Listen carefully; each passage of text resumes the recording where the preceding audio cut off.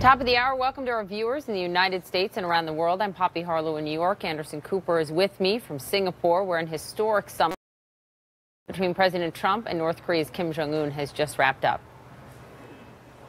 Well, the two leaders did make history, just meeting face to face. They also signed a declaration in which Kim, quote, commits to work toward the complete denuclearization of the Korean Peninsula.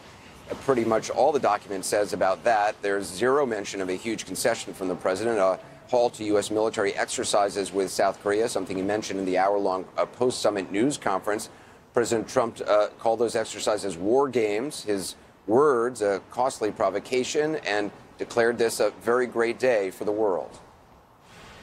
There is no limit to what North Korea can achieve when it gives up its nuclear weapons. This is complete denuclearization of North Korea, and it will be verified. All this brings me to CNN's Caitlin Collins. Caitlin, certainly a remarkable day, and we're seeing Kim Jong-un's now just his motorcade just about to leave for the airport. President Trump obviously has already left. Question, of course, what, if anything, is going to come out of this long term? That's the question here. Is this just something symbolic, or did we get concrete commitments in this agreement that President Trump and Kim Jong-un both signed?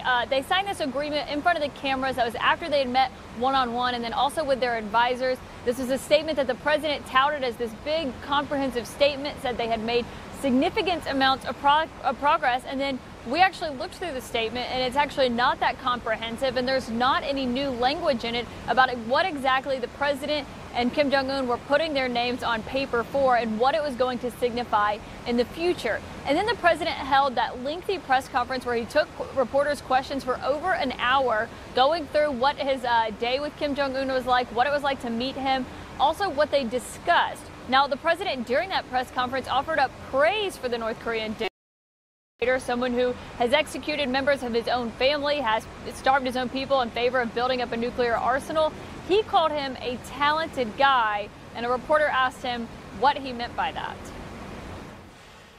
He is very talented. Anybody that takes over a situation like he did at 26 years of age and is able to run it and run it tough. I also will be inviting Chairman Kim at the appropriate time to the White House. I think it's really going to be something that will be very important.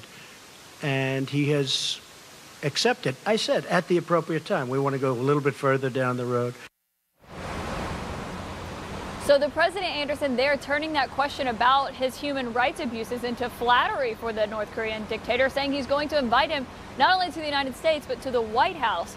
So that's a separate matter. But then back to this statement and what the overarching outcome of this summit is going to be is still largely up for debate. What's remarkable about this statement that the president signed today is not what's in it, it's what's not in it. The president said this means there is going to be denuclearization of the the Korean Peninsula, but he doesn't really say how we're going to get there. There is no mention in this statement that the president signed of those intercontinental ballistic missiles. There's nothing about how he's going to verify that North Korea has denuclearized, and nothing about them going in there.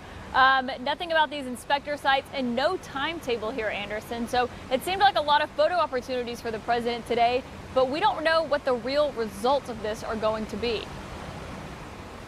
Yeah, and it certainly seems a lot is left up to Secretary of State Pompeo and future negotiations. Caitlin Collins, appreciate that, Poppy. All right, so the president is also pledging to